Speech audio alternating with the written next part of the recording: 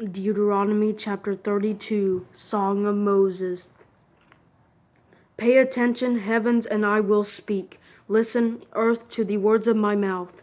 Let my teaching fall like rain and my words settle like dew, like gentle rain on new grass and showers on tender plants. For I will proclaim the Lord's name, declare the greatness of our God. The rock, his work is perfect, all his ways are entirely just, a faithful God without prejudice, he is righteous and true. His people have acted corruptly toward him. This is their defect. They are not his children, but a devious and crooked generation. Is this how you repay the Lord, you foolish and senseless people? Isn't he your Father and Creator? Didn't he make you and sustain you? Remember the days of old. Consider the years long past. Ask your father, and he will tell you, your elders, and they will teach you. When the Most High gave the nations their inheritance and divided the human race, he set the boundaries of the peoples according to the number of the people of Israel. But the Lord's portion is his people, Jacob his own inheritance. He found him in a desolate land, in a barren, howling wilderness. He surrounded him, cared for him, and protected him as the pupil of his eye. He watches over his nest like an eagle and hovers over his young. He spreads his wings, catches him, and lifts him up on his pinions. The Lord alone led him, with no help from a foreign God. He made him ride on the heights of the land and eat the produce of the field. He nourished him with honey from the rock and oil from flint-like rock, cream from the herd and milk from the flock, with the fat of lambs, rams from Bashan, and goats. With the choicest grains of wheat you drink wine from the finest grapes.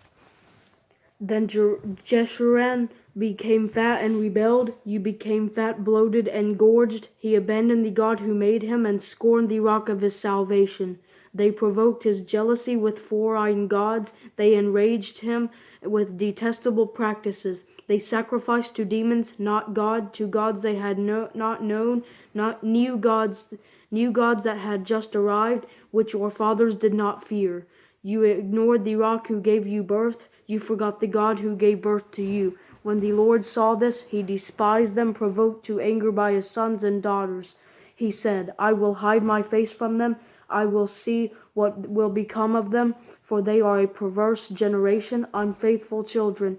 They have provoked my jealousy with their so-called gods. They have enraged me with their worthless idols. So I will provoke their jealousy with an inferior people. I will enrage them with a foolish nation. For fire has been kindled because of my anger and burns to the depths of Sheol. It devours the land and its produce and scorches the foundations of the mountains. I will pile disasters on them. I will use up my arrows against them. They will be weak from hunger, ravaged by pestilence and bitter plague. I will unleash on them with wild beasts with fangs, as well as venomous snakes that slither in the dust. Outside, the sword will take their children, and inside there will be terror. The young man and the young woman will be killed, the infant and the gray-haired man. I would have said, I will cut them to pieces and blot out the memory of them from mankind, if I had not feared insult from the enemy, or feared that these foes might misunderstand and say, our own hand has prevailed. It was not the Lord who did all this. Israel is a nation lacking sense, with no understanding at all. If only they were wise, they would figure it out. They would understand their fate. How could one man pursue 1,000, or two put 10,000 to flight, unless their rock has sold them, unless the Lord had given them up? But their rock is not like our rock, even our enemies concede. For their vine is from the vine of Sodom and from the fields of Gomorrah. Their grapes are poisonous, their clusters are bitter, their wine is serpent's venom, the deadly poison of cobras. It is not stored up with me, sealed up in my vaults. Vengeance belongs to me, I will repay. In time their foot will slip, for their day of disaster is near, and their doom is coming quickly.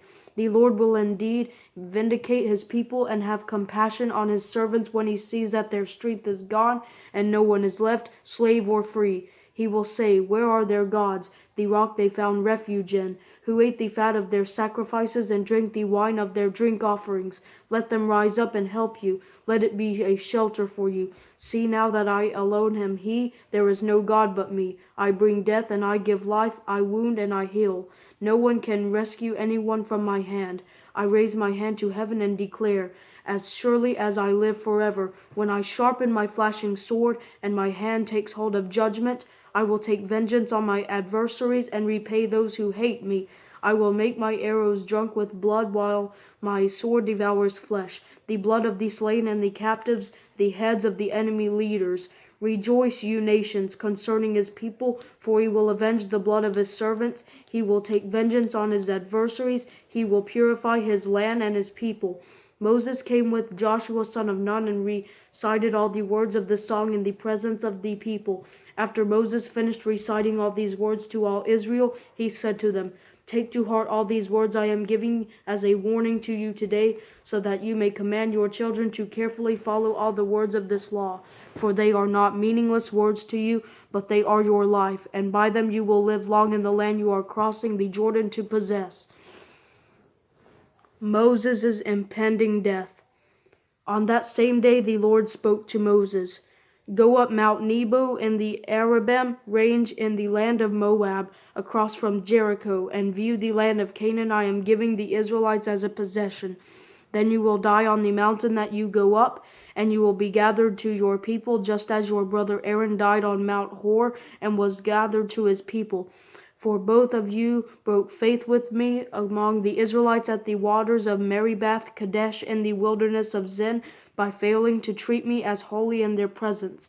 Although from a distance you will view the land that I am giving the Israelites, you will not go there.